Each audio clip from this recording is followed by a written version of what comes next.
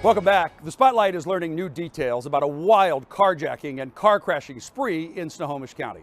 Detectives telling us fentanyl likely fueled the madness, and the victims who came face to face with the suspect are lucky things didn't turn out even worse.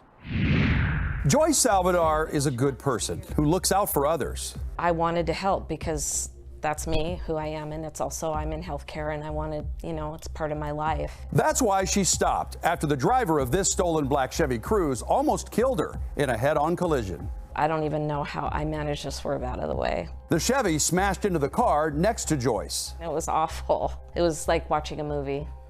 A car was coming in my direction head-on and hit the truck next to me, and I swerved out of the way, and the car hit the guardrail. Her medical training kicked in right away. He hit so hard, I knew that somebody had to be hurt. So I pulled my car over off to the side, grabbed my phone, and I ran over there to see if somebody was hurt.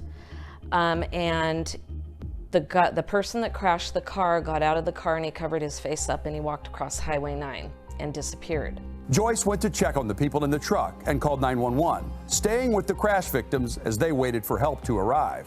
A few minutes later, the man who ran off after the crash reappeared.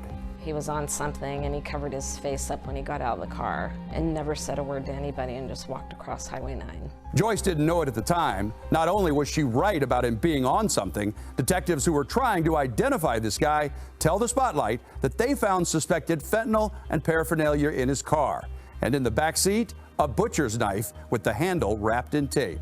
I had left my car running because I wanted to make sure people were okay, and he got in it and he drove away with my purse and everything in there.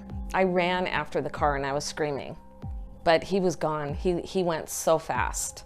The fentanyl-fueled madness was just the beginning. About 45 minutes later, cops called Joyce. Good news, they found her stolen Subaru. He took my favorite car away, and it's a Subaru, and it was a good little vehicle. I love that thing. But bad news, Joyce, it wasn't how you left it. He had sideswiped another car. The back tire fell off. Then he crashed my car into a tree, and that's someone's family room. He just missed it. Odds are high this lawbreaker was not wearing a seatbelt and cracked the windshield with his cranium. But it doesn't seem to have knocked any good sense into him. He ran from Joyce's mangled ride and hopped a fence. You can hear a homeowner telling the drugged-up derelict to beat it. Hey, you can't go there. Hey, right here. Hey, what are you doing? You can't go there. Hey, you can't go there. By this point, deputies are closing in. Their flashing lights visible in the distance as this human crash test dummy prowls for his next set of Hot Wheels. It was cold and icy that morning. He spots a Chevy Traverse warming up, hops in, and speeds off, managing to make it to Bothell before suddenly veering off the road and crashing for the third time in one day. Another Good Samaritan, also driving a Subaru, Amanda DeSharis, was right behind him. In an email to the Spotlight, she says she stopped to help him. As she approached the wreck, he crawled out of the passenger side and climbed into her car. When she confronted him, she says he begged her to take him to a hospital or a bus stop to get help.